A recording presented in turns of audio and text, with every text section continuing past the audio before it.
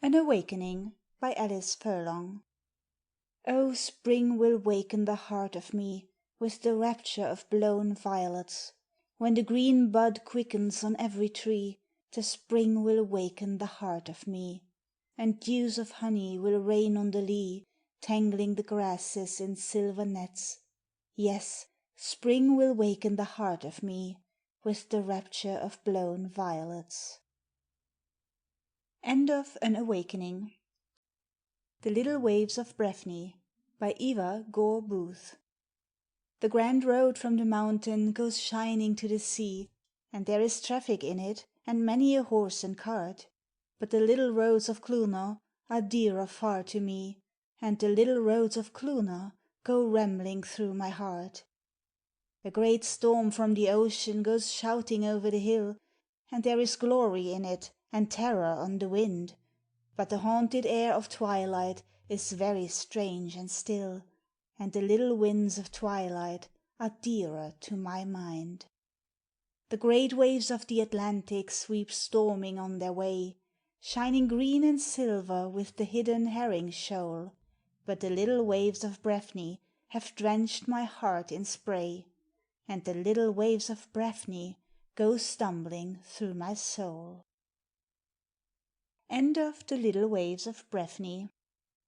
On Great Sugarloaf by George A. Greene. Where Sugarloaf, with bare and ruinous wedge, cleaves the grey air to view the darkening sea, we stood on high, and heard the north wind flee, through clouds storm heavy fallen from ledge to ledge.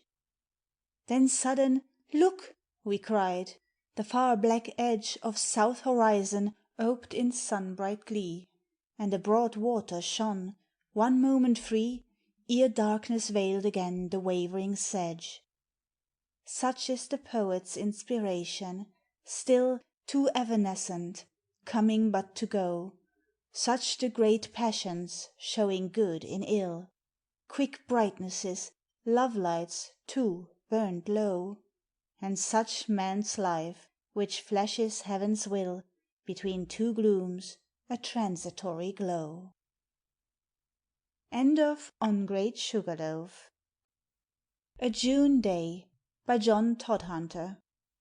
The very spirit of summer breathes to day, here where I sun me in a dreamy mood, and laps the sultry leas, and seems to brood tenderly over those hazed hills far away. The air is fragrant with the new mown hay, and drowsed with hum of myriad flies pursued by twittering martins. All yon hillside wood is drowned in sunshine till its green looks grey.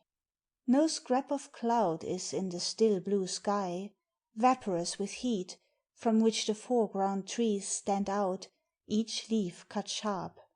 The whetted scythe makes rustic music for me as I lie, watching the gambols of the children blithe, drinking the season's sweetness to the lees.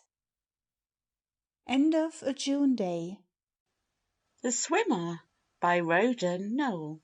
From the Book of Irish Poetry, Part I. Who would linger idle, dallying would lie, when wind and wave a bridal celebrating fly? Let him plunge among them who hath wooed enough, flirted with them, sung them in the salt sea trough. He may win them onward on a buoyant crest, far to seaward, sunward, ocean born to rest. Wild wind will sing over him. On a blithe sea bosom swims another too, swims a live sea blossom, a grey winged sea view. Grape green all the waves are, by whose hurrying line Half of ships and caves are buried under brine. Supple shifting ranges, lucent at the crest, With pearly surface changes, never laid to rest. Now a dipping gunwale momently he sees, Now a fuming funnel, or red flag in the breeze. Arms flung open wide, lip the laughing sea, For playfellow, for bride, claim her impetuously. triumphantly exult with all the free, buoyant, bounding splendour of the sea. And if while on the billow wee airily he lay, his awful wild playfellow filled his mouth with spray, reft him of his breath, to some far realms away he would float with death, a wild wind would sing over him, and the free foam over him waft him sleeping sunward, all alone with death. Ah, alone with death, in a realm of wondrous dreams and shadow-haunted ocean gleams. End of The Swimmer. Spring, the Travelling Man, by Winifred M. Letts. From the Book of Irish Poetry, Part I. Spring, the travelling man, has been here. Here in the glen he must have passed by in the grey of the dawn, when only the robin and wren were awake, watching out with their bright little eyes. In the midst of the brake the rabbits maybe heard him pass, stepping light on the grass, whistling careless and gay at the break o' the day. Then the blackthorn, to give him delight, put on raiment of white, and all for his sake.